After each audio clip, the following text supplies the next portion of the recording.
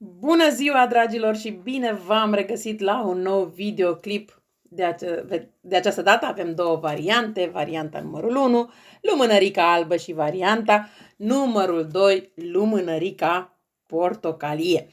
Haideți să vedem dacă adevărul în toată situația voastră, indiferent despre ce este vorba, va ieși la suprafață. Poate vă gândiți dacă aveți dreptate într-adevăr, dacă vă înșală sau nu vă înșală, indiferent de gândurile pe care le aveți voi față de partener sau parteneră, să vedem dacă vor ieși la suprafață. Da? Sper că v-ați ales una dintre cele două variante și voi începe cu prima variantă, și anume lumânărica albă. Haideți să vedem pentru cei care ați ales prima variantă. Va ieși adevărul la suprafață? Haideți să vedem dacă va ieși adevărul la suprafață. Păi, în primul rând, aici vorbim despre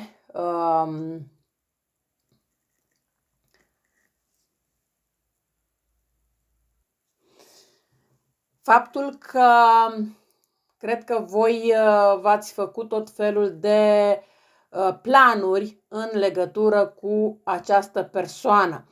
Pe lângă asta vorbim despre o persoană cu ten măsliniu și ochi deschiși la culoare, dar care s-a dovedit a fi o persoană în care voi v-ați pus toată încrederea, dar a dat dovadă de foarte multă neîncredere. N-ar fi nimic exclus aici ca în unele situații să vorbim despre o persoană publică, dar bineînțeles că nu în toate cazurile. Bun, dar haideți să vedem dacă adevărul va ieși la suprafață. Aici mai văd faptul că, nu știu dacă voi sau poate că altă persoană de același sex cu persoana voastră este destul de apropiată și cred că îi se chiar confesează persoanei respective în anumite situații. Sau mai poate fi vorba inclusiv despre o persoană cu care poate a avut măcar un simplu flirt, da? Dar este posibil ca persoana respectivă în acest moment să nu-i mai dea pace, adică să nu poată scăpa de persoana respectivă, da? Poate să fie și o astfel de situație. Dar haideți să vedem de fapt care este problema. Haideți să vedem care este problema, dacă va ieși adevărul la suprafață sau nu va ieși, da? Sau dacă întârzie să iasă la suprafață. Hai să vedem. Da, în cazul vostru pot să spun că adevărul cam întârzie să iasă la suprafață, dar să sperăm că totuși va ieși. Văd că cărțile nu se prea lasă lucrat cu ele, chiar nu se lasă destul de greu în a afla adevărul, da? Bun, hai să vedem dacă totuși se va afla adevărul. Se pare că este o situație probabil pe care o așteptați de mult timp și așteptați un rezultat, un deznodământ, dacă se află adevărul, când se află, cum se află, cine îl va spune, da? Dar vom vedea. Cu toate că se spune că adevărul întotdeauna va ieși la suprafață. Hai să vedem dacă și în cazul vostru e aceeași situație. Da? Ok, hai să vedem. Așa.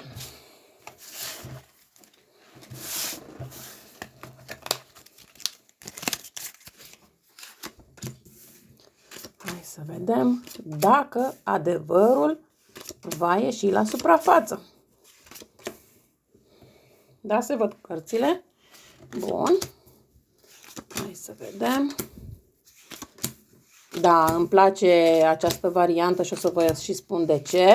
Într-adevăr, aici este o situație în care adevărul iasă destul de greu la suprafață. În cele mai fericite cazuri vorbim despre luni de zile după ce s-a întâmplat un anumit lucru, dar în unele cazuri adevărul iasă la suprafață abia poate după ani de zile. Aici, din câte văd, se poate întâmpla ca voi să fiți o persoană cu părul deschis,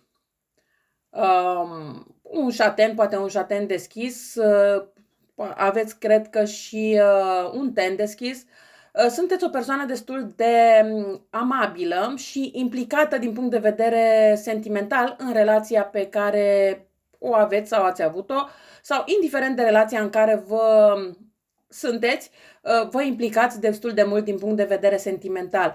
Sunteți persoana care dă dovadă de foarte multă armonie și amabilitate și aveți o iubire aparte pentru familie și vă doriți foarte mult să aveți o familie unită, așa cum poate de multe ori ați văzut la alte persoane sau poate chiar în filme, cine știe.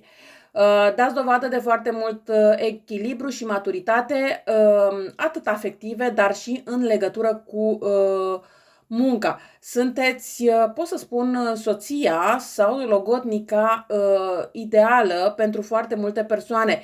Doar că s-a întâmplat să întâlniți tot felul de persoane care nu sunt la așteptările voastre. Și din acest motiv, aici s-a putut întâmpla o separare. Ați sperat, cred că, de foarte mult timp să se afle adevărul. De ce? Pentru ca persoana respectivă să înțeleagă că nu a fost poate vina voastră, să înțeleagă că ați spus adevărul poate într-o anumită situație. Se poate întâmpla aici să fi fost într-o situație de trio și poate că voi ați spus adevărul într-o anumită situație, dar această persoană nu a vrut să vă creadă și a preferat să plece din viața voastră. Iar voi ați rămas gândindu-vă dacă totuși acest adevăr va ieși la suprafață și dacă va ieși la suprafață, ce se va întâmpla dacă această persoană se va reîntoarce la voi sau nu. Ideea este că, da, aici, în acest caz, adevărul va ieși la suprafață și această persoană vă va recontacta și chiar va fi o reînnoire a relației voastre. Odată cu această reînnoire, veți da, relația voastră va avea un potențial aparte, fiecare dintre voi va avea o determinare pentru această relație și lucrurile vor merge într-o direcție pozitivă. Aici doar e clar că mai trebuie avut puțină atenție la persoanele, așa zise, binevoitoare între ghilimele, da? Adică persoanele care nu vă vor chiar binele, pentru că este posibil să mai vină la voi și să vă mai spună câte ceva negativ despre persoana voastră, doar pentru a a crea această neîncredere între voi doi. Vor exista foarte multe dubii, va exista bârfă la adresa voastră, dar de asta v-am spus aici un pic de atenție la ce dați curs și la ce nu dați curs la aceste bârfe. Odată ce veți reface relația cu această persoană, veți da dovadă de foarte multă abundență, atât pe partea de căsătorie, pentru că veți ajunge inclusiv la o căsătorie cu această persoană și chiar veți avea succes și colaborare cu această persoană. E genul de persoană care îi place să facă daruri, îi place să facă cadouri și chiar uneori să fie destul de romantic, chiar dacă nu pare să facă acest lucru. Această persoană vă dă foarte multă putere și cumva voi, lângă această persoană, vă simțiți ca o prințesă, ca o persoană care are suficientă putere de afirmare și cumva simțiți susținere din partea persoanei respective la care voi v-ați gândit când ați ales această variantă. Deci da, pentru voi ca și concluzie, da, adevărul va ieși la suprafață și să știți că va ieși destul de curând, pentru că se pare că așteptați ca acest adevăr să iasă de foarte mult timp la suprafață. Nu este o situație care s-a întâmplat de ieri, de astăzi, ci este o situație pe care, așa cum am spus de la începutul etalării, o așteptați de luni de zile sau poate chiar de ani. Unii sau unele dintre voi poate fi vorba de 7 luni sau 7 ani, dar n-ar fi nimic exclus să fie poate chiar 10 luni sau 10 ani. Da? Deci se poate întâmpla să fie și o situație de acest gen. Doar că aici au fost anumite persoane care au avut grijă cumva ca adevărul, chiar dacă a ieșit de mai mult timp la suprafață, în momentul în care au văzut că persoana află adevărul, au avut grijă să distorsioneze puțin lucrurile în așa fel încât această persoană să se îndoiască de adevărul pe care l-a aflat și să stea la distanță față de voi.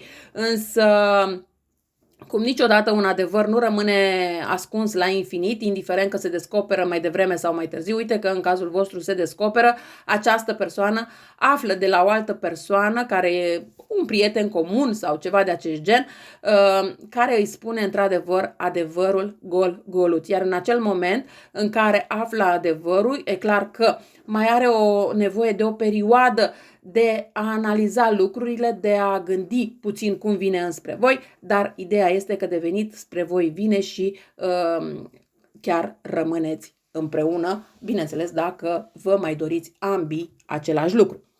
Cam astea au fost informațiile pentru voi cei de la prima variantă și voi trece la varianta cu numărul 2.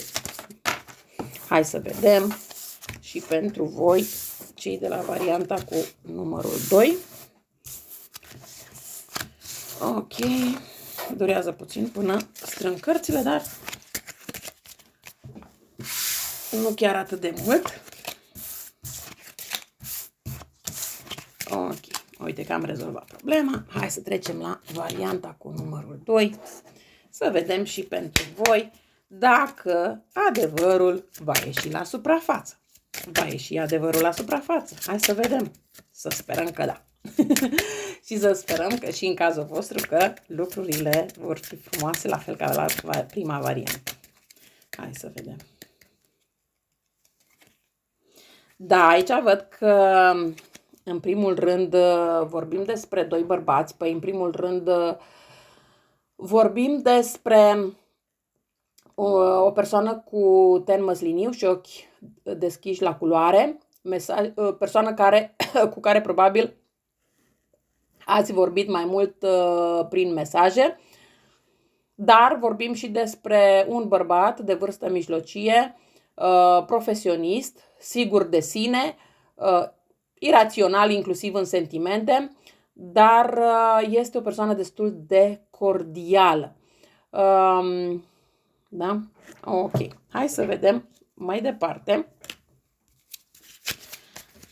Da, pentru voi, dacă iese adevărul la suprafață și ce se întâmplă în momentul în care iasă adevărul la suprafață. Aici, printre voi, este posibil să fie persoane care vă uitați și la prima și la cea de-a doua variantă, sau poate că ați fost persoane destul de nehotărâte în sensul de a alege varianta, ce variantă să alegeți. Da? Se poate întâmpla și o astfel de situație. Dar vedem până la capăt. Exact. Ok. Hai să vedem.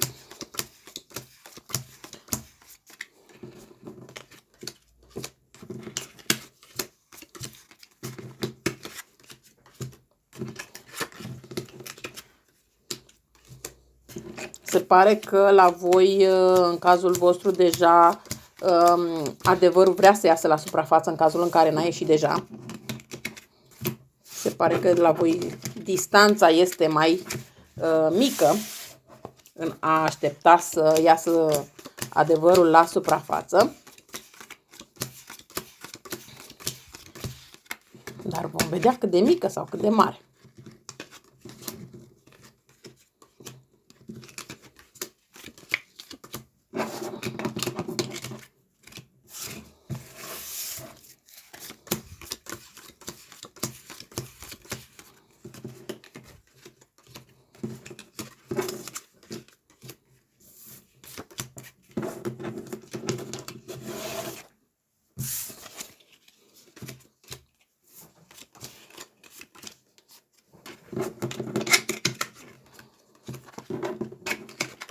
Bun.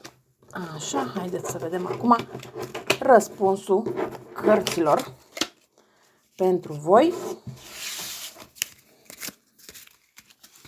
Hai să vedem răspunsul cărților pentru voi. O să le mut puțin. Așa.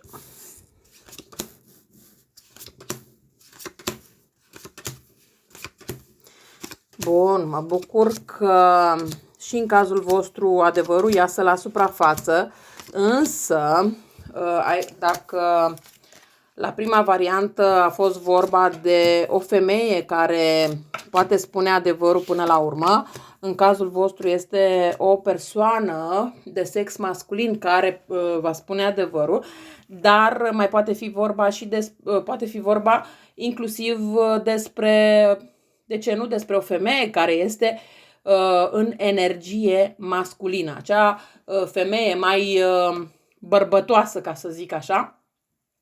Da? Dar da, se află și în cazul vostru adevărul. La voi adevărul cumva vine în casă. Da? Deci aici există două variante. Una, că voi ați fost informate greșit într-o anumită situație și ați dat frâu liber informației greșite și atunci acum vine cineva în casă la voi și vă spune adevărul, da? Dar mai poate fi vorba inclusiv că organizați poate o petrecere sau poate o ședință de familie sau ceva de acest gen și vine o anumită persoană care spune clar cum au stat lucrurile. Deci la voi lucrurile se întâmplă în propria voastră casă.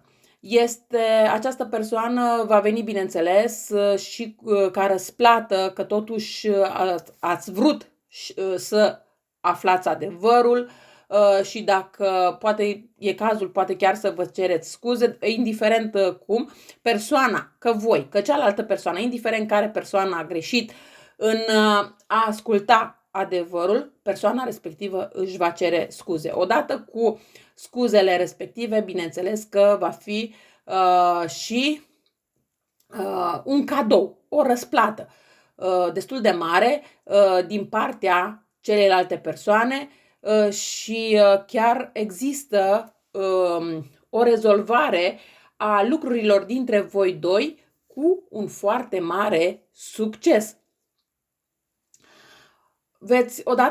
Dacă până acum ați avut impresia că totul merge din rău în mai rău, că parcă nu mai puteți întâlni altă persoană și așa mai departe, odată ce vă veți împăca cu această persoană, va fi un noroc destul de mare pentru voi și veți avea foarte multe avantaje de tipul economic. Cumva această persoană, aici nu vorbim neapărat despre persoane în sens de iubit-iubită. Putem vorbi inclusiv poate de un coleg de muncă, da? O parte dintre voi, sau de un superior, da? De la locul de muncă. Și odată ce se află adevărul că voi nu ați greșit într-o anumită situație, bineînțeles că superiorul respectiv va veni și își va cere poate scuze față de voi și chiar urmează să vă promoveze pentru că ați dat dovadă poate de curaj, poate de faptul că ați fost persoane credincioase pentru locul respectiv de muncă, da? Persoane de încredere și așa mai departe. Aici văd că sunt foarte multe persoane implicate, în sens de foarte multe persoane cu ten deschis la culoare, nu cu ten închis la culoare. Există și foarte multe cadouri, există foarte multe discuții, dar nu sunt neapărat discuții în sens de foarte multe discuții contradictorii. Nu, din contră, aș zice că sunt discuții, da, sunt ele puțin contradictorii, dar sunt discuții care să ducă la rezolvarea problemei, la adevărul mult așteptat. Acest adevăr, nu știu de ce, văd că și pentru voi este cifra 7, dar pentru o altă parte din voi aveți grijă la data de 7, nu știu de ce îmi vine să spun data de 7, la lunii următoare, dacă acum suntem în noiembrie și a trecut data de 7, dar poate fi 7 decembrie sau poate fi ora 7 dimineața sau poate chiar 7 seara, când voi primiți un apel telefonic, un mesaj, ceva de acest gen, prin care vi se comunică adevărul. Vi se comunică că s-a aflat adevărul, vi se comunică că sunteți așteptați la o discuție, vi se comunică că lucrurile de data aceasta sunt cumva în favoarea voastră. Este posibil chiar dacă mergeți, nu știu, aveți o situație în instanță și până acum lucrurile nu au fost în favoarea voastră, acum să mergeți și să vedeți că de fapt se află adevărul și lucrurile sunt în favoarea voastră. Da, deci poate să fie orice de acest gen. Dacă până acum ați avut probleme financiare sau ați căutat un job și nu l-ați găsit sau ceva de acest gen, uite că acum cumva toate aceste lucruri, odată cu aflarea adevărului, toate aceste lucruri de care nu ați beneficiat până în acest moment, veți beneficia de acum înainte și veți avea parte de opulență, de realizare maximă din punct de vedere financiar, de creștere de salar, de creștere în iubire, de succes și progres în viața, atât în viața profesională cât și în viața afectivă. Da? Deci, odată cu aflarea acestui adevăr, se pare că adevărul în cazul vostru a fost un adevăr destul de fundamental, un adevăr care va crea destul de multe probleme din foarte multe puncte de vedere, și financiar, dar și pe planul iubirii, iar acum, odată cu aflarea acestui adevăr, toate lucrurile se leagă într-un fel sau altul în viața voastră, toate lucrurile încep să revină la normal și nu doar că încep să revină la normal, dar chiar veți avea parte de foarte multă recunoștință, de foarte multă apreciere. Și o să vedeți că inclusiv persoane care înainte poate vă bârfeau, persoane care înainte oarecum erau împotriva voastră, acum vin înspre voi, vin și caută prietenia voastră, caută încrederea voastră. De ce? Pentru că e clar că dacă până acum acele persoane au trăit și-au obținut anumite foloase pe baza minciunilor, acum aflându-se adevărul, e clar că totul se întoarce împotriva persoanei respective. Adică de această dată, cum se spune, karma se întoarce. Karma va face dreptatea și fiecare va primi în funcție de ceea ce a făcut. Fiecare va plăti în funcție de ceea ce a aruncat în univers.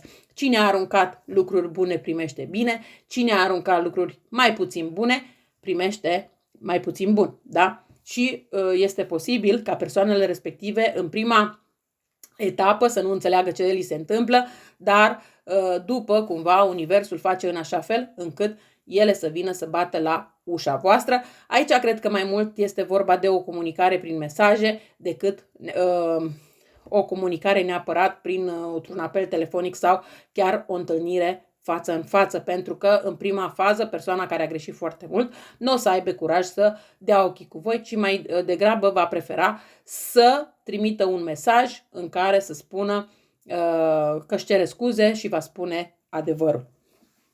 Eu cam atât am avut de spus și pentru voi. Vă mulțumesc că m-ați ascultat și vă doresc o zi cât mai frumoasă în continuare. La revedere!